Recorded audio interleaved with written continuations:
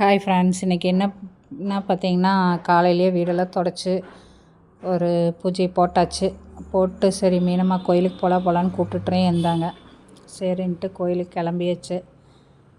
என்னன்னு தெரில, நம்மளுக்கு வயசானவங்க தான் செட் ஆகுறாங்க எங்கே பார்த்தாலும்.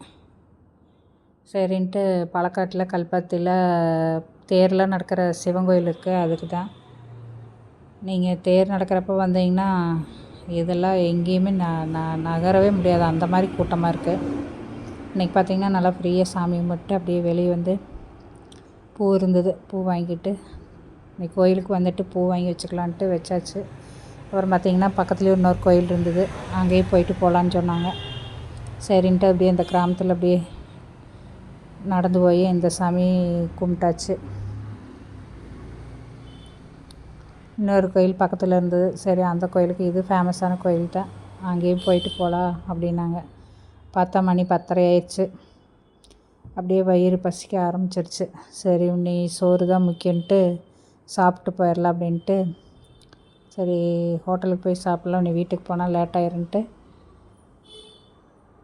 ஹோட்டலுக்கு சாப்பிட போயாச்சு.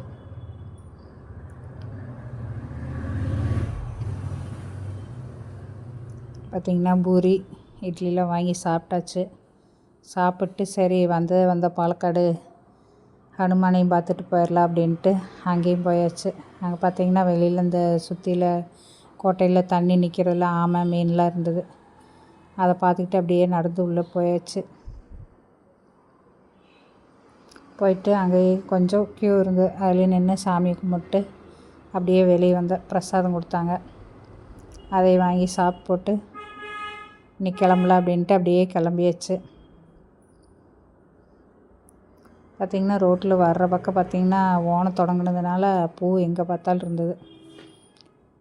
அப்படியே அதை பார்த்துக்கிட்டே வந்தாச்சு. வீட்டுக்கு வந்தோடனே மணி லேட் ஆயிடுச்சு. சரி இன்றைக்கி பருப்பு சாப்பாட்டை வச்சிடலாம் அப்படின்ட்டு பருப்பு சாப்பாடு வச்சாச்சு.